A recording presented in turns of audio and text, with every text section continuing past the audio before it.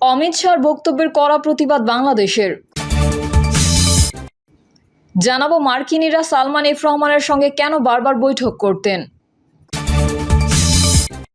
ফ্যাসিজমের সরাসরি সহযোগী জাপান নেতাদের বিচারের বিকল্প নেই বলছে বাংলাদেশ এলডিপি। এদিকে নেচে গিয়ে পিটিয়ে হত্যা, হামলায় ছিল ট্রাফিক দায়িত্ব পালনকারীরাও। এবং সর্বশেষ জানাবো ভারতের রপ্তানির খবরে আরও বেড়েছে দাম, ইলিশ মধ্যবিত্তের নাগালের বাইরে। এতক্ষণ শুনছিলেন সংবাদ শিরোনাম, এবারে বিস্তারিত। তবে তার আগে অনুরোধ থাকবে আমাদের চ্যানেলটি সাবস্ক্রাইব করে বেল আইকনটি ক্লিক করুন। অমিত শাহর বক্তব্যের কড়া প্রতিবাদ বাংলাদেশের। বাংলাদেশি অনুপ্রবেশকারীদের উল্টো করে ঝুলিয়ে সোজা করা হবে, ভারতের কেন্দ্রীয় স্বরাষ্ট্রমন্ত্রী অমিত শাহর এই বক্তব্যের কড়া প্রতিবাদ করেছে বাংলাদেশ। বিজ্ঞপ্তিতে বলা হয়েছে, সম্প্রতি ভারতের ঝাড়খণ্ড সফরে গিয়ে ভারতের কেন্দ্রীয় স্বরাষ্ট্রমন্ত্রী অমিত শাহ বাংলাদেশি নাগরিকদের নিয়ে অত্যন্ত অশোভন মন্তব্য করেছেন। তার এমন বক্তব্যের কড়া প্রতিবাদ জানিয়েছে বাংলাদেশ।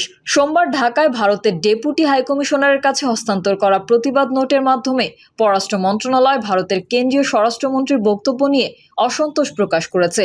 একই সঙ্গে ভারত সরকারকে রাজনৈতিক নেতাদের এই ধরনের আপত্তিকর ও অগ্রহণযোগ্য কাজ করা থেকে বিরত থাকার পরামর্শের আহ্বান জানানো হয়েছে। পররাষ্ট্র মন্ত্রণালয়ের বিজ্ঞপ্তিতে উল্লেখ করা হয়, প্রতিবেশী দেশের নাগরিকদের বিরুদ্ধে দায়িত্বশীল অবস্থান থেকে আসা এই ধরনের মন্তব্য দুটি বন্ধুত্বপূর্ণ দেশের মধ্যে পারস্পরিক শ্রদ্ধা ও বোঝাপড়ার মনোভাবকে ক্ষুণ্ণ করে। এর আগে শুক্রবার ভারতের পূর্বাঞ্চলীয় রাজ্য ঝাড়খণ্ডে এক নির্বাচনী সমাবেশে কেন্দ্রীয় স্বরাষ্ট্রমন্ত্রী অমিত শাহ বাংলাদেশি অবৈধ অনুপ্রবেশকারীদের উল্টো ঝুলিয়ে সোজা করবেন বলে হুমকি দেন। তিনি বলেন, ঝাড়খণ্ডে বিজেপি সরকার গঠন করতে পারলে প্রত্যেক বাংলাদেশি অনুপ্রবেশকারীকে খুঁজে বের করে উল্টে ঝুলিয়ে রাখা হবে।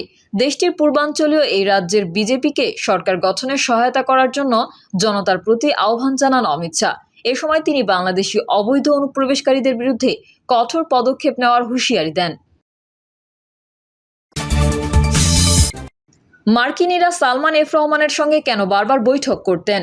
5ই আগস্টের পর গ্রেফতার শেষে রিমান্ডে জিজ্ঞাসাবাদে অনেক প্রশ্নের জবাব দেন সাবেক প্রধানমন্ত্রী শেখ হাসিনার উপদেষ্টা সালমান এফ রহমান। ঢাকা মহানগর গোয়েন্দা পুলিশকে সূত্রে জানা যায়, 5 থেকে 6 জন নেতার জন্য দেশে ভয়াবহ পরিস্থিতি তৈরি হয় বলে জানান সালমান এফ রহমান। আর এই পরিণতির জন্য শেখ হাসিনা নিজেই দায়ী।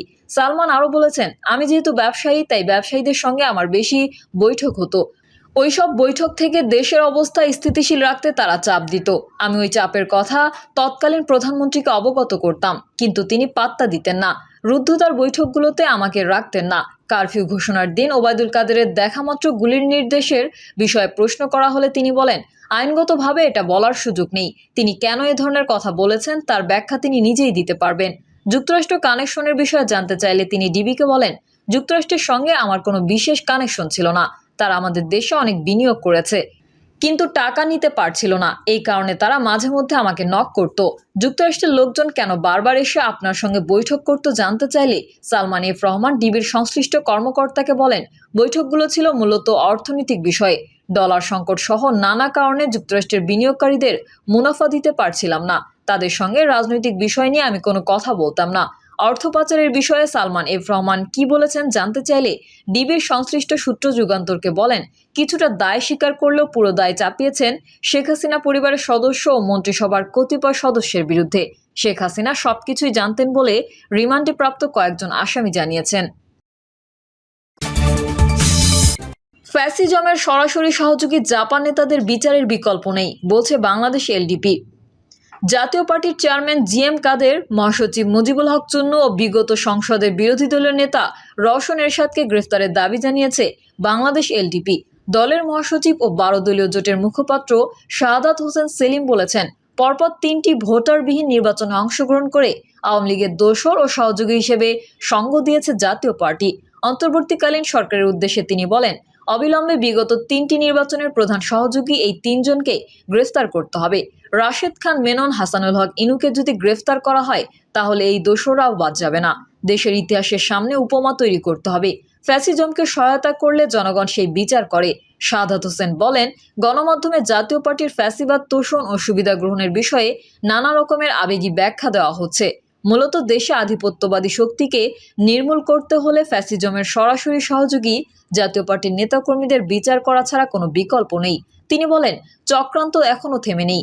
ঘরে বাইরে বন্ধুর চেহারা পরিচয়ে শেখ হাসিনার দোসররা সামনে উঠে আসছে রং পাল্টানো ব্যক্তিরা।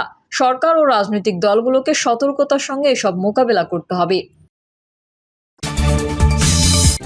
এদিকে নেচে গিয়ে পিটিয়ে হত্যা, হামলায় ছিল ট্রাফিক দায়িত্ব পালনকারীরাও। চট্টগ্রাম নগরের পাঁচলাইশ থানা এলাকায় নেচে গিয়ে উল্লাস করতে করতে এক যুবককে পিটিয়ে হত্যার একটি ভিডিও সামাজিক যোগাযোগ মাধ্যমে ছড়িয়ে পড়েছে। এ ঘটনায় জড়িত কয়েকজনকে শনাক্ত করেছে পুলিশ। তাদের গ্রেফতারে মাঠে নেমেছে নগর পুলিশের একাধিক টিম। নগর পুলিশের ঊর্ধ্বতন এক কর্মকর্তা ঢাকা পোস্টকে বলেন, ভিডিওটি ছড়িয়ে পড়ার পর বিষয়টি আমাদের নজরে এসেছে। যদিও এই ঘটনায় আগেই হত্যা মামলা হয়েছিল, এখন আসামিদের কয়েকজনকে শনাক্ত করা হয়েছে। তিনি বলেন, মূলত ঘটনাটি ঘটে গত মাসের 13 তারিখে। ওই সময় থানায় পুলিশ ছিল না বললেই চলে। এর সুযোগ নিয়েছে দুর্বৃত্তরা। ট্রাফিকের দায়িত্ব পালনকারী কয়েকজন তরুণও এই হামলায় অংশ নেয়। কারা জড়িত জানতে চাইলে পুলিশের ওই কর্মকর্তা বলেন, রাজনৈতিক হত্যাকাণ্ড বলে মনে হচ্ছে না। কেউ হয়তো ভুল বুঝিয়ে ট্রাফিকের দায়িত্ব পালনকারী ছাত্র তরুণদের হাতে ভুক্তভোগীকে তুলে দিয়েছে। যাই হোক, এটি নৃশংস হত্যাকাণ্ড। নগর পুলিশ খুনিদের গ্রেফতারে অভিযানে নেমেছে। আশা করি শিগগিরই সুসংবাদ মিলবে। পাঁচলাইশ থানার ভারপ্রাপ্ত কর্মকর্তা মোহাম্মদ সোলাইমান ঢাকা পোস্টকে বলেন, খুঁটির সঙ্গে বেঁধে যুবককে পিটিয়ে হত্যার ভিডিও ছড়িয়ে পড়ার পর শাহাদাতের স্ত্রী সেটি দেখে নিশ্চিত করেন মারধরের শিকার ব্যক্তি তার স্বামী। যার হত্যার সঙ্গে জড়িত তাদের শিগগিরই আইনের আওতায় আনা হবে। আমরা সর্বাত্মক চেষ্টা করছি। অনলাইনে ছড়িয়ে পড়া ভিডিওটিতে দেখা যায় একদল যুবক মধু হই হই আরে বিষ খাওয়ালা গানটির সঙ্গে নেচে নেচে উল্লাস করছেন আর দুই হাত খুঁটিতে বেঁধে এক যুবককে পেটাচ্ছেন। মার খেয়ে ভুক্তভোগী যুবকের মাথা ঢলে পড়ে এবং এক পর্যায়ে নিস্তেজ হয়ে পড়েন তিনি। খোঁজ নিয়ে জানা গেছে, ভুক্তভোগী যুবকের নাম শাহাদাত হোসেন। তিনি নোয়াখালীর সোনাইমুড়ি থানার পাঁচবাড়িয়া ইউনিয়নের নদনা গ্রামের মিয়াজান ভুইয়াবাড়ি মৃত মোহাম্মদ হারুনের ছেলে। পরিবার নিয়ে শাহাদাত চট্টগ্রামের কোতোয়ালি থানার বিআরটিসি এলাকায় বয়লার কলোনিতে থাকতেন। ভারতের রপ্তানির খবরে আরও বেড়েছে দাম। ইলিশ মধ্যবিত্তের নাগালের বাইরে। ইলিশের মৌসুম শেষ হওয়ার পথে, অথচ দেশের নদ নদীতে ইলিশ যেন একেবারেই অধরা। সাগরে অবশ্য কিছু ইলিশ মিলছে, তবে তা প্রত্যাশিত না হয় এবার শুরু থেকেই দাম ছিল আকাশচুম্বী। এর মধ্যে ভারতের রপ্তানির খবরে ইলিশের দাম আরও বেড়েছে। তাই মধ্য ও নিম্নবিত্তের নাগালের বাইরে চলে গেছে জাতীয় মাছ ইলিশ। সংশ্লিষ্ট লোকজনের ভাষ্য, ভারতে ইলিশ রপ্তানির খবর চাউর হওয়ার সঙ্গে সঙ্গে আকার ভেদে মন প্রতি 8 থেকে 16,000 টাকা পর্যন্ত দাম বেড়ে গেছে। বাজারে ইলিশের দাম বেশি বলে সাধারণ ক্রেতা ভোক্তারা ক্ষুব্ধ ও হতাশ। এদিকে প্রজনন মৌসুম সামনে রেখে 13 অক্টোবর থেকে ইলিশ ধরার ওপর 22 দিনের নিষেধাজ্ঞা শুরু হবে। নিষেধাজ্ঞার পরপরই শেষ হবে ইলিশের মৌসুম। তখন আবার জাটকা ধরার ওপর 8 মাসের নিষেধাজ্ঞা দেওয়া হবে।